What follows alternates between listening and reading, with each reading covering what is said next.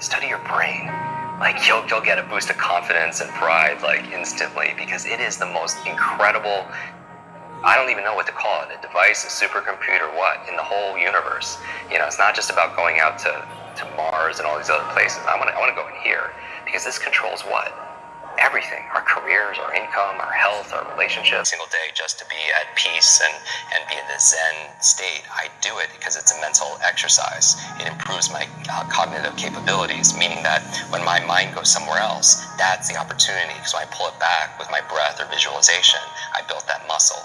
Because here's really the basis of my work is really about taking nouns and turning them into verbs.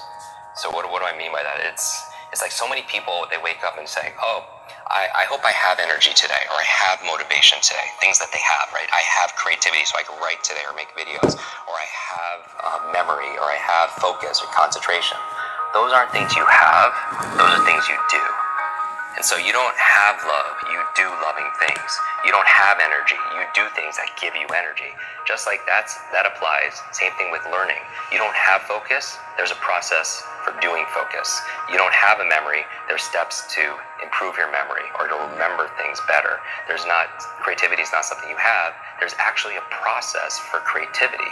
So you should never suffer from writer's block or anything else like that, because that's where if you don't understand how you work, when I was talking about self-awareness and understanding ourselves, I think if somebody wants to improve their esteem, the self-esteem overnight, just study your brain. Like you'll get a boost of confidence and pride like instantly, because it is the most incredible, I don't even know what to call it, a device, a supercomputer, what, in the whole universe. It's not just about going out to Mars and all these other places. I want to go in here, because this controls what? Everything. Our careers, our income, our health, our relationships, whether or not you get, complete. We were talking about this before our conversation here. When you're training for Ironman and triathlons and everything else, is how much of it is mental. Like we know, like everyone knows what to do, but do they do what they know? Because common sense is not common practice. And it's a myth that knowledge is power. Knowledge it has the potential to be power. It only becomes power when we use it, when we apply it. Like people think they should get points for buying books and sitting on their shelf, and it just sits there and it becomes like shelf help, not self-help, right? Self-help, yeah. Or somebody will go and learn something, or listen to a podcast like this, or a show, or they'll go to a conference. They'll pay all this money, but they don't do anything with what they learn. And part of it also is because they forget it. Everyone knows there's a learning curve, but there's also a forgetting curve. Did you know, like the forgetting curve says that if you learn something once, within 48 hours, 80% of it is gone. 80%. So you listen to a show, you watch something on YouTube, you go to a conference, you read a book, within 2 days, the majority of it is gone, because nobody trains us how to have, that's why memory is so important. And so the first thing, don't touch your phone, because it's training you to be distracted. The second thing is it's training you, rewiring your brain to be reactive, meaning that you're in this relaxed state of awareness when you first wake up. You pick up your phone, you get one text with bad news, or one voicemail, or one email, and this, it's still happened to us. You're in a bad mood for the rest of your day, because you're so impressionable, you're in that hypnotic state, and it affects you, and you can never have a quality life, with that, and be the best version of ourselves, be an elite mental performer, high performer, when you're responding and reacting to everybody else. My friend Brendan Burchard says, an inbox is nothing but a convenient organizational system for other people's agenda for your life. And how can you have vision for your life? Like for me, the night before, like I did a whole episode on my morning routine, like 10 things I do every morning to jumpstart my brain. And I also have an evening 1 hour routine to get into sleep, to maximize my sleep. Sleep is so very important to be able to do.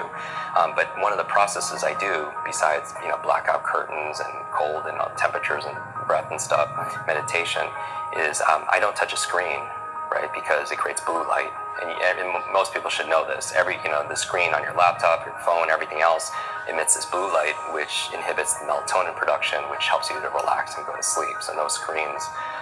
But the other thing I do is I write down the 3 things I want to accomplish the next day, personally, and the other 3 are professionally. So now when I wake up, I have a vision for my life. Like, this is a win today if I just get these 3 things done personally and 3 things professionally. And then when it comes to my phone, I don't touch my phone until I get at least 1 thing done. And that's my test. If I could just do that, and it's not always perfect, but it's about progress, right? Because practice makes progress, right? And there's never going to be a perfect. And I think people need to find what works for them. But I would say, again, to step out is don't trust yourself as the expert instead of somebody else, and test it. Maybe for 1 week, keep your phone outside your bedroom for just 1 week and don't touch it for the first hour a day, and spend the first hour a day being a thermostat, not a thermometer. Because a thermometer, what's a function? It reacts to the environment. And that's a kind of crappy way to live. Not that we do react to the environment. We react to the weather, right? We react to how clients treat us. We react, but to the degree we're happy is that we have the locus, the location of control inside, right? All the studies show that the happiest people are the ones that feel like they have the control over their happiness and not put it to somebody else, a person or a place or something going on in the economy or politics or anything, right? So a thermometer reacts to the environment, but a thermostat's different. What does that function? It sets the environment. It sets a goal, it sets a temperature, and then the environment raises to it. And so I feel like anyone who's attracted to your work or to mine, they're thermostats because they have a growth mindset. Because if they thought things were fixed, they wouldn't watch something like this. Because what's the point? It's just all predestined and it's set, and we can't grow.